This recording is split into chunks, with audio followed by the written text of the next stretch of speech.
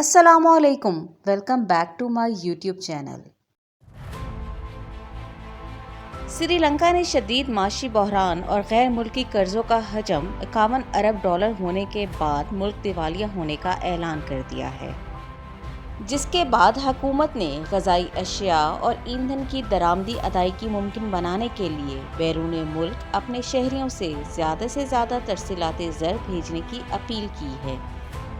بھارت کے جنوب میں بحیرہ ہند پہ واقع سری لنکا کو اس وقت 1948 میں اپنی آزادی کے بعد سے بدترین معاشی بحران کا سامنا ہے۔ سری لنکا پر 51 ارب ڈالر کا غیر ملکی قرضہ ہے، اشیاء ضروریہ کی شدید قلت ہے اور گھنٹوں لوڈ شیڈنگ معمول بن چکی ہے۔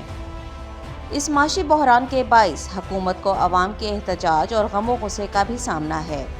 سری لنکا کی عوام مظاہرے میں حکومت سے مستعفی ہونے کا مطالبہ کر رہے ہیں، جبکہ سری لنکا کی گورنمنٹ IMF سے بیل آؤٹ پیکج لینے کے لیے مذاکرات بھی کرنے جا رہی ہے۔ ہم نے صرف دیوالیہ کا لفظ سنا ہے، اس کے نتائج اور رد عمل سے واقف نہیں۔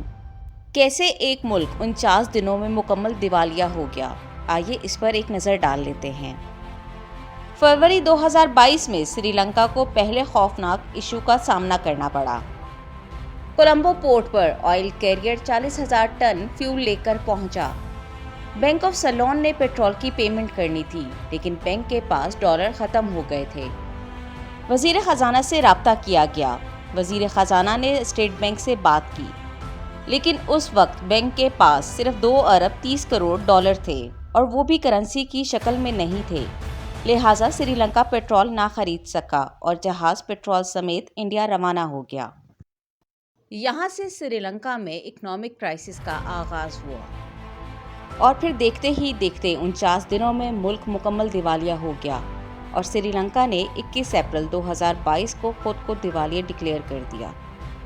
میں نے اکثر لوگوں کو یہ کہتے سنا ہے کہ اگر ہم دیوالیہ ہو بھی گئے تو کیا فرق پڑتا ہے۔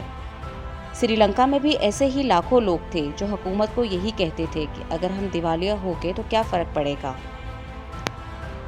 لیکن آج سب سے زیادہ یہی لوگ رو رہے ہیں، سڑکوں پر مظاہرے ہو رہے ہیں اور سرکاری دفاتر اور اہلکاروں کو نشانہ بنایا جا رہا ہے۔ پورا ملک اس وقت ٹوٹی ہوئی کشتی کی طرح سمندر میں ہچکولے کھا رہا ہے اور پوری دنیا میں اسے بچانے اور سہارا دینے والا کوئی شخص موجود نہیں۔ سری لنکا میں دیوالیہ پن کی چند مثالیں دیکھ لیتے ہیں۔ سری لنکا کو 3000 میگا واٹ بجلی چاہیے ہوتی ہے، جبکہ ان کے پاس بجلی پیدا کرنے کی صلاحیت 4000 میگا واٹ ہے۔ لیکن 80% بجلی تھرمل پاور پلانٹ سے پیدا ہوتی ہے اور یہ پلانٹس ڈیزل، فرنس آئل اور کوئلے سے چلتے ہیں۔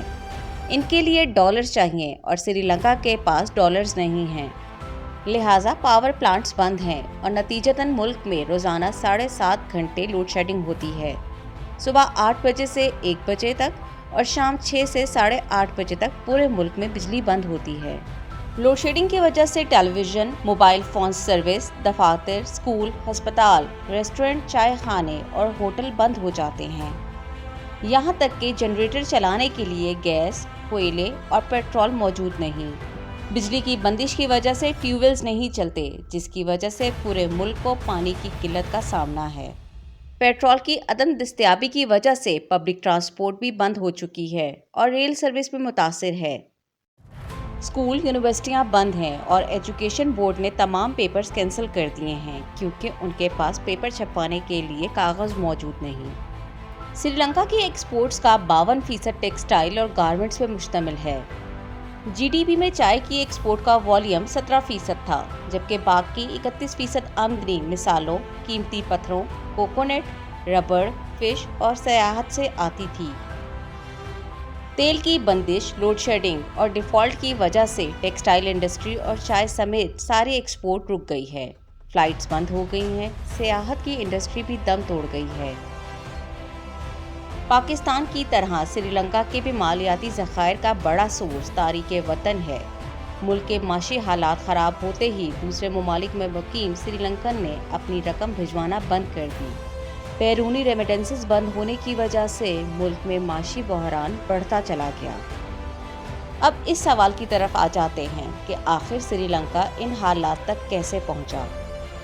سری لنکا قدرتی وسائل سے مالا مال خوبصورت ملک ہے، دنیا کی بہترین چائے پیدا کرتا ہے۔ سری لنکا کی معیشت کا سیاحت پر بہت زیادہ انحصار ہے۔ کورونا وائرس کے باعث سیاحتی سرگرمیاں متاثر ہونے کی وجہ سے گزشتہ 2 برسوں کے دوران سری لنکا کی معیشت کو درپیش مشکلات میں مزید اضافہ ہوا، لیکن ماہرین کے نزدیک بیرونی قرضوں اور ٹیکس سے متعلق حکومت کے اقدامات سری لنکا کو درپیش تاریخ کے سنگین ترین بحران کی بنیادی اسباب میں شامل ہے۔ سری لنکا 2007 سے مسلسل غیر ملکی قرضوں کے بوجھ تلے آ رہا تھا اور وقت کے ساتھ ساتھ اس بوجھ میں اضافہ ہوا۔ مختلف ادوار میں لیا گیا یہ قرضہ 51 ارب ڈالر سے تجاوز کر چکا ہے۔ اس قرضے میں سب سے زیادہ 36.4% حصہ حکومت کے بین الاقوامی بانڈ سے حاصل کردہ قرضوں پر مشتمل ہے۔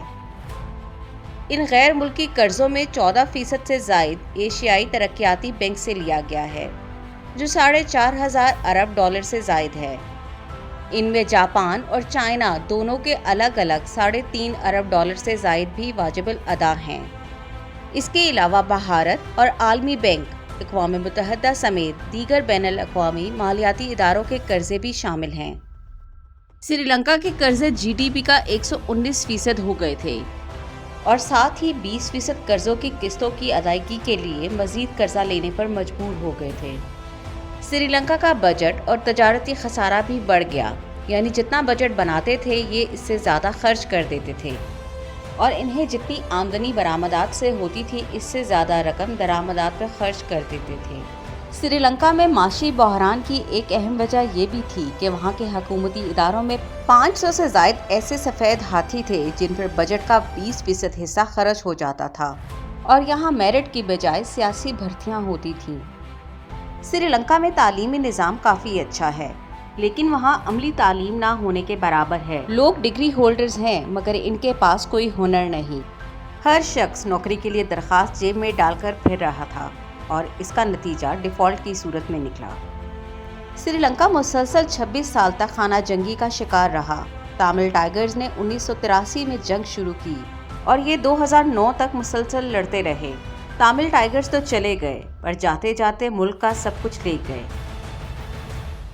اگر پاکستان کا سری لنکا کے ساتھ موازنہ کیا جائے تو حالات کچھ زیادہ مختلف نہیں۔ خطے کے تیسرے اور 22 کروڑ سے زائد آبادی والے ملک پاکستان کو بھی آج شدید معاشی بحران کا سامنا ہے اور خدا نخواستہ موجودہ حالات سری لنکا کی طرح سنگین ہو سکتے ہیں۔ ہمیں اس بات کا جائزہ لینا ہوگا کہ کیا ہم بھی وہی غلطیاں تو نہیں کر رہے جو غلطیاں سری لنکا سے سرزد ہوئی، اور اگر ہم نے اپنے معاشی حالات پر قابو نہ پایا اور اپنی پالیسیز کو ٹھیک نہ کیا تو سری لنکا کے بعد اگلا دیوالیہ ملک پاکستان ہوگا، اور اگر خدا نخواستہ اس گڑھے میں گر گئے تو پھر ہمیں باہر نکلنے کے لیے پہلی قیمت گوادر اور ایٹمی پروگرام کی شکل میں ادا کرنی پڑے گی۔ اس لیے ہمارے حکمرانوں کے پاس ابھی بھی سنبھلنے کا وقت ہے۔